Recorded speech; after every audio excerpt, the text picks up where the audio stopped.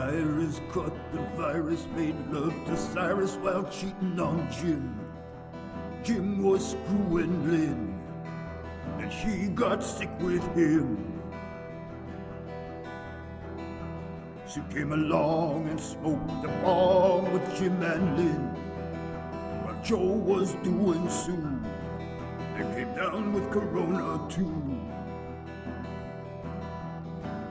Oh no, there will, but until I can find me a girl who won't hold hands or stick her tongue inside me, and I know what I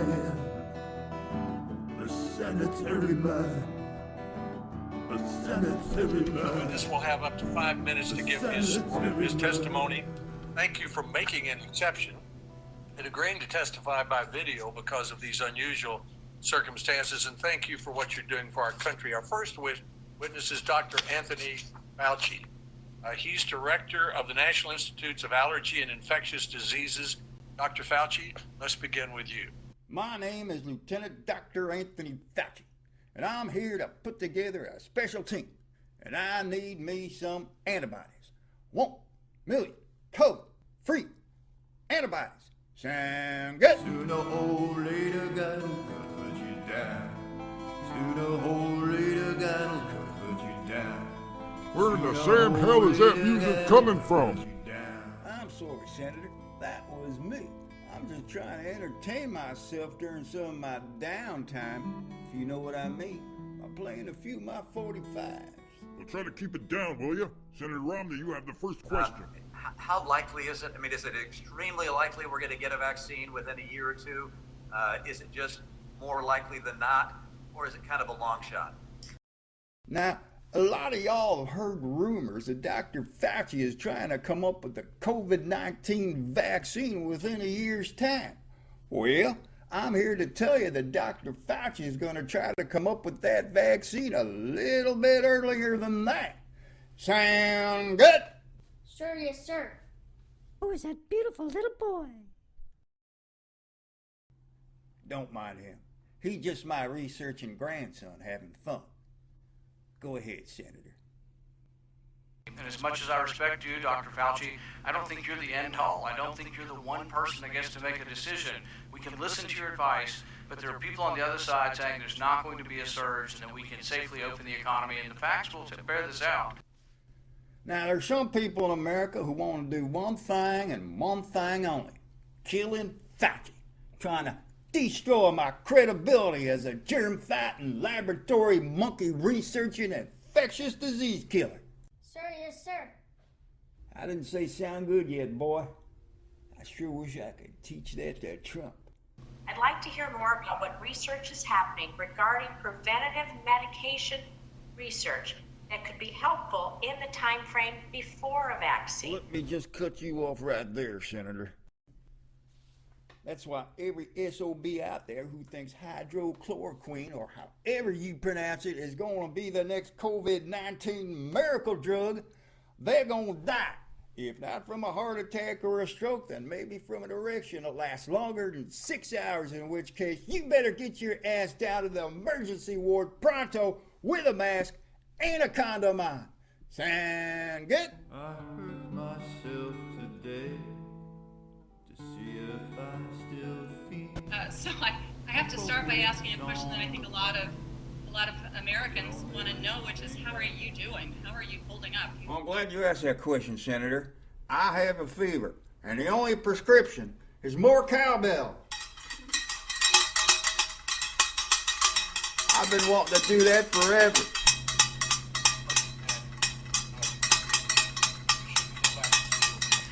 Now, has there been any sort of kind of risk-benefit ratio for the child? Well, the answer to that question, Senator, is kind of, sort of no. Although it'd drive me a little quarantine crazy, if you know what I mean, by that incessant cowbell racket he keeps on making. I try to get him to take guitar lessons, but he'd have none of it.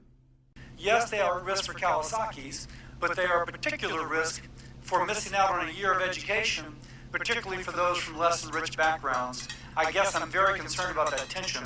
What are your thoughts on that? I'll admit it, Senator. There's a lot of tension in this house. Knock it off with the goddamn cowbell, kid. And as far as Kawasaki's disease is concerned, the only Kawasaki's I've seen around here lately is when I straddle up on my peg and ride out of town for a couple hours to escape some of this insanity. Sound good? Sir, yes, sir.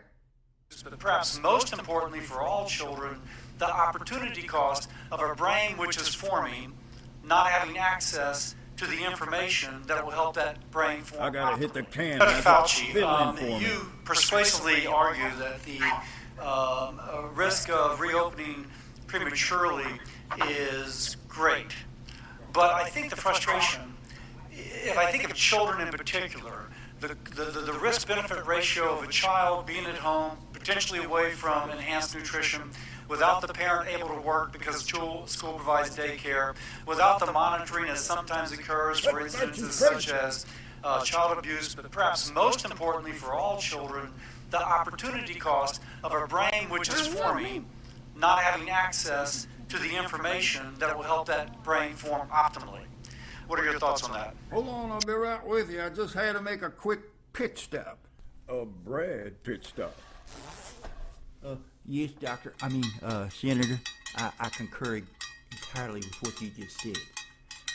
Hey! I told you to stop it with that cowbell, didn't I?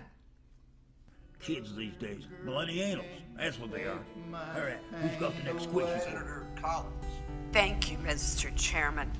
Let me begin by first thanking each of our witnesses today for their expertise, their dedication, and their hard work. Dr. Redfield, I want to start with you. I am hearing from dentists all over the state of Maine that the fact that they cannot practice in our state, despite following very strict infection control protocols, is causing growing health problems. Dentists tell me that teeth with cavities that could have been filled are now going to need root canals. Teeth that could have been treated with root canals are now going to require extractions. Dental health is clearly so important, and Maine state officials, as well as our dentists, are seeking assistance in reaching the right decisions. 47 other states either have reopened dental practices or have a date set for them to reopen. So my question to you is this. Senator, your time is up. As aptly described by Dr. Fauci, I will stand beside you when you're taking the booze and behind you when you're taking bows. Drink to that, Senator. Thank you, Senator Roberts. Senator Kane. I have a slide that I want to put up that shows what's happened in America since then. As of yesterday, more than 81,000 Americans have died, and the U.S. economy has experienced job losses not seen since the Great Depression. What the hell are you inferring to anyway here, Roy Rogers? You think I'm doing a bad job? Well, hell, I got some damn charts of my own here I want to show you. Now, Senators, you will find I made a list of do's and don'ts which will help prevent you from catching the COVID-19 virus. For instance, adding hot chili peppers to your soup. And I said that just like Leonardo in Once Upon a Time in Hollywood, didn't I? Will not prevent you from catching the COVID-19 virus, but it could cause a heavy attack of acid indigestion, heartburn, upset stomach, and worse yet, diarrhea. Nobody wants that. COVID-19 cannot be transmitted through houseflies. It's a bunch of horse shit. Next slide. Spraying bleach or shining a light inside your body will not prevent you from catching the corona. I had to learn this the hard way with the president, whom I personally tested inside his oral Oval Office. Next slide. Drinking alcohol or smoking marijuana excessively will not decrease your chances of catching the COVID-19 virus. However, it will make this presentation a lot easier to watch. Now, I am a direct descendant to Dr. General Ferdinand FAUCI, famous inventor and Nobel Prize winner for the ouchless Band-Aid. And that means I got a little ouchy and grouchy in me. Sound good? Not the virus, not the virus. Gotta love me. Thank you, Mr. Chairman, and thank you to our witnesses for being here today.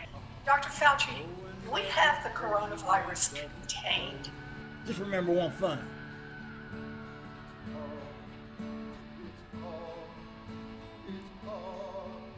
Cameron, you're Elizabeth frickin' Warren. Don't ever forget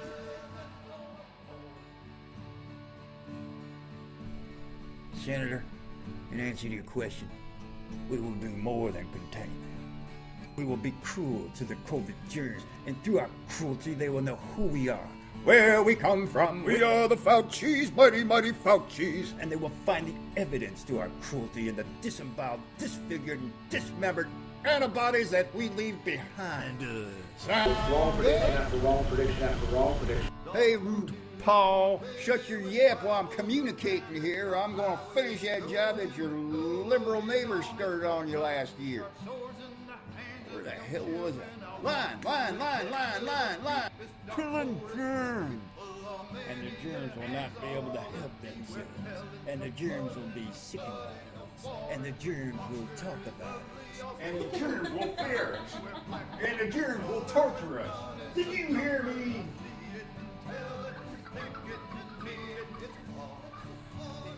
Sound good?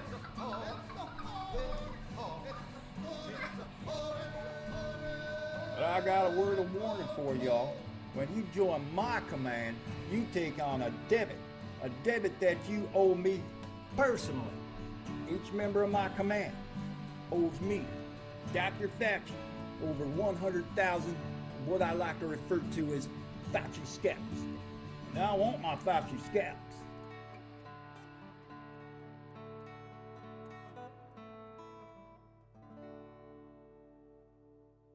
I don't care if you have to use a scalpel or a microprocessor. I want my Fauci scalps taken from the heads of those goddamn thorny, prickly viruses, or you will die trying. Cheap cameras or expensive pot, one of the two. Sound good? Thanks to everyone for being here today. The hearing is adjourned. Sir, yes, sir. Each member of my troop will owe me over 100,000 Fauci scalps. You got that? Yeah.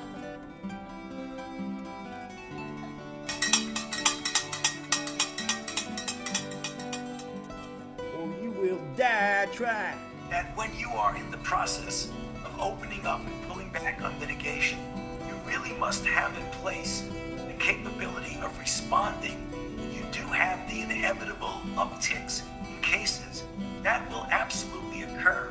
It's how we deal with it and how successful we are in putting the clamps on it that will prevent us from getting the kind of rebound that not only from the standpoint of illness and death would be something that's unacceptable, but it will set us back in our progress towards reopening the country.